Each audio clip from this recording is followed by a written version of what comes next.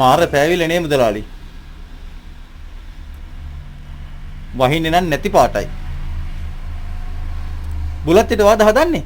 සුපිරි බුලත් පිට.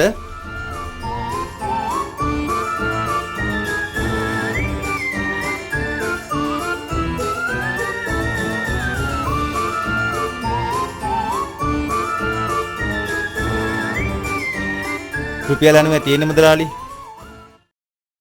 ආයෙලාක රුපියල් 10ක් මම වට දෙන්න. මේක දැන් වට තියාගන්න. ආයෙලාක රුපියල් 10ක් මම මාත්‍යෝ දැම්මේ හරිද?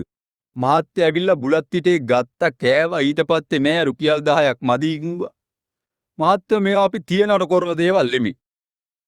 ඉතින් කොඩි ව්‍යාපාරන දැන් බුලත්තුවක් ගන්න ගියාම අපිට මේ මුදලායilla බඩු අරගෙන ඉතුරු පස්සේ ගෙනත් දෙන්නම් කොට බඩු දෙන්නේ නැහැ නේ මාත්‍ය.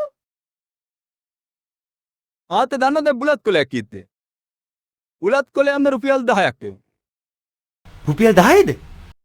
ප්‍රශ්නයක් නෑ මුදලාලි.